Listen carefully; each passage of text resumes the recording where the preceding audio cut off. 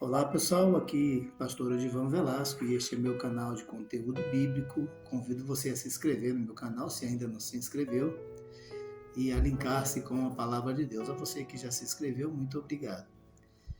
Hoje eu quero falar sobre um versículo bíblico, dois versículos bíblicos, na verdade, que estão em Marcos capítulo 1, versículos 14 e 15.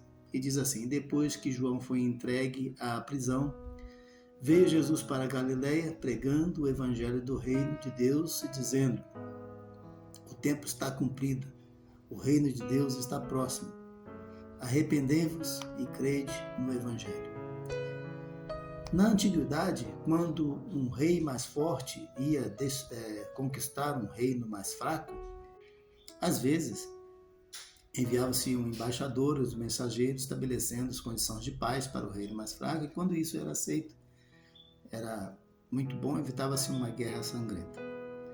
Algo semelhante a isso aconteceu com os gibeonitas. Josué estava conquistando todo o reino de Canaã, todo o povo da terra de Canaã, e eles viram que Josué estava vindo, conquistando, e então eles tramaram uma, enviaram lá algumas pessoas, alguns mensageiros para pedir as condições de paz, como se fossem outros povos, como se não pertencesse àquelas terras, e Josué fez a paz com eles. Está registrado lá em Josué capítulo de 9 a 13, e depois Josué ficou sabendo que foi enganado por eles, mas o fato é que a paz já estava estabelecida e eles evitaram uma guerra sangrenta, a derrota também.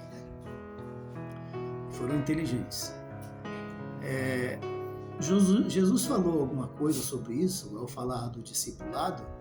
Veja, Jesus estava falando do discipulado, E Jesus então falou lá em Lucas capítulo 14, versículos 31 e 32, e diz assim: qual é o rei que, indo à guerra a pelejar contra outro rei, não se assenta primeiro a tomar conselho sobre se com 10.000 pode sair ao encontro do que vem contra ele com 20.000?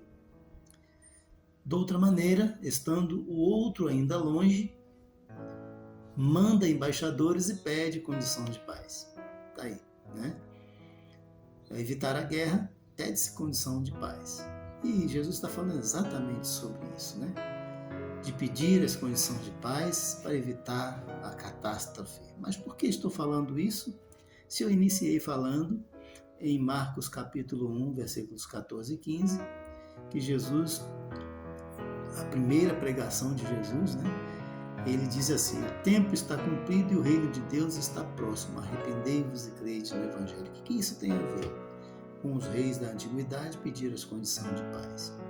Se render para evitar a catástrofe. É porque é exatamente isso. Essa pregação de Jesus: o reino está cumprido, o reino de Deus está próximo, o tempo está cumprido, arrependei-vos e crede no evangelho, quer dizer o seguinte: o tempo está cumprido e o reino de Deus está chegando e vocês precisam se arrepender, crer no evangelho. Essas são as condições de paz. Esses são os termos de rendição para evitar a catástrofe, para evitar cair nas mãos do Deus vivo. Porque Hebreus capítulo 10, versículo 31 diz: horrenda coisa é cair nas mãos de Deus vivo. Arrependam-se antes que chegue o dia do juízo, antes que o rei chegue, e aí vocês não terão as condições mais, não terão mais tempos de paz. Preparem-se antes, arrependam-se, é simples assim. Quais são os termos de paz? Arrepender e crer no evangelho, só isso. Fácil, Muito fácil. Se vocês se arrependerem, aqueles que creem realmente vão se arrepender e vão experimentar da paz com Deus. Vão evitar a catástrofe para as suas vidas. Então eu quero trazer essa mensagem para você hoje. Essa mensagem é para todos nós. Um dia eu recebi essa mensagem, eu aceitei e agora estou falando para você. Deus está enviando ainda as pregações, através das escrituras, através dos missionários, enviando os termos de paz para que você experimente dessa paz com Deus, para que você evite um confronto. Não tem como nós vencermos uma guerra contra Deus. Tem muita gente aí, às vezes, pensando, olha, não, Deus é amoroso, tá, mas ele é fogo consumidor também. Hebreus capítulo 12, versículo 29 diz que ele é fogo consumidor.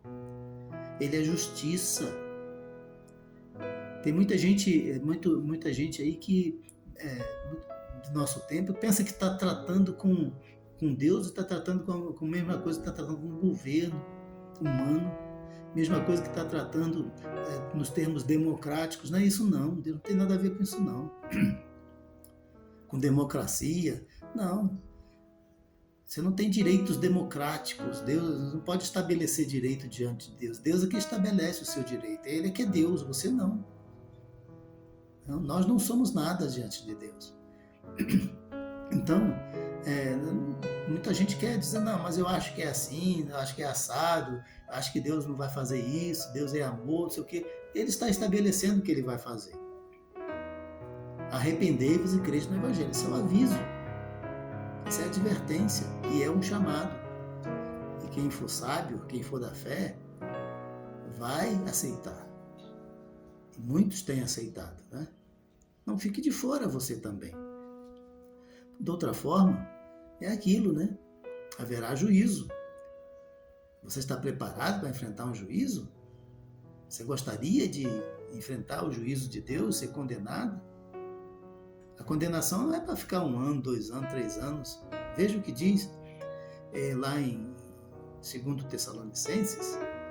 Abra sua Bíblia lá e consulte os versículos de 5 a 10, que diz que um dia Deus virá com os santos anjos do seu poder e tomará vingança dos que não obedecem ao Evangelho. Veja só o que diz: tomará vingança dos que não obedecem ao Evangelho de nosso Senhor Jesus Cristo, os quais sofrerão eterna perdição, banidos da face de Deus eternamente.